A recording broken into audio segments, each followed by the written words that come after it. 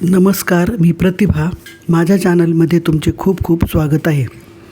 आज आपण नारळ किंवा श्रीफळ ह्या फळाविषयी माहिती पाहणार आहोत. नारळ हे एक नुसते फळ नसून आपल्या संस्कृतीत विशेषतः महाराष्ट्रामध्ये त्याला धार्मिक, औषधी आणि पारंपरिक महत्त्व आहे. असे सर्वांच्या परिचयाचा नारळ हा अशा पद्धतीचा आपल्याला पाहावयास मिळतो. सर्व किराणा दुकानात हे नारळ आपल्याला मिळतात. कुठे ना कुठे आपण ह्या श्रीफळाचा उपयोग आत्तापर्यंत केलेला असतो. अशा नारळाची आज आपण सविस्तर अशी माहिती पाहणार आहोत. यासाठी व्हिडिओ शेवटपर्यंत पहा. नारळाची झाडं ही साधारण पाहता समुद्रकिनारीच आढळतात, परंतु हल्ली सगळीकडेच आपल्याला ही नारळाची झाडे दिसत आहेत, कारण त्याचे उपयोगच तेवढे आहेत. नारळाचे पाणी शरीरातील उष्णता कमी करतात आणि नैसर्गिक इलेक्ट्रोलाइट्स पुरवतात. कोरडे नारळ किंवा सुखे खोबरे ज्याला म्हणतो आपण, ते ऊर्जेचा उत्तम स्रोत आहे.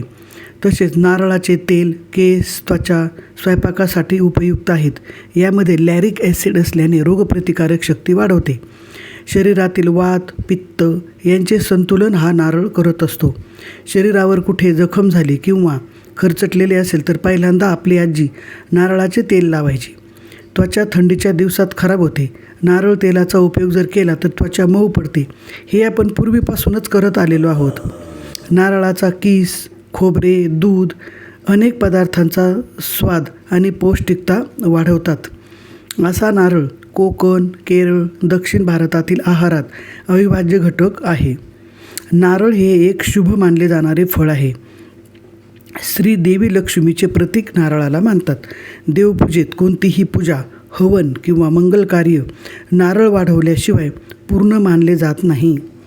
नारळ शुद्धतेचे प्रतीक आहे, म्हणजेच अहंकाराचा नाश आणि अंतःकरणाची शुद्धता मानली जाते. नारळ देणे घेणे याचेही अनेक अर्थ आहेत. वचन देण्यासाठी नारळाचा उपयोग केला जातो. लग्न, व्यवहार, जमीन विक्री, देवस्थान दान यावेळी नारळ देणे म्हणजे एक करार, पक्का वचन देण्या इतके महत्त्वाचे आहे. याउलट हकालपट्टी किंवा नाते तोडण्यासाठी नारळाचा उपयोग केला जातो. या ठिकाणी नारळ देणे म्हणजे संबंध संपविणे याचा अर्थ असा घेतला जातो, म्हणजेच कामावरून कमी करणे. तसेच सन्मानपूर्वक नारळही दिला जातो, म्हणजेच जरी एखाद्याला पाठवणी केली तीही आदरपूर्वक तर त्यावेळी नारळ दिला जातो. नारळाचे इतर अनेकही उपयोग आहेत. नारळाच्या करवंटीपासून कलाकुसरीच्या वस्तू तयार केल्या जातात. नारळाच्या पानांचाही उपयोग केला जातो. सण उत्सव यामध्ये त्याच्या सजावटी केल्या जातात.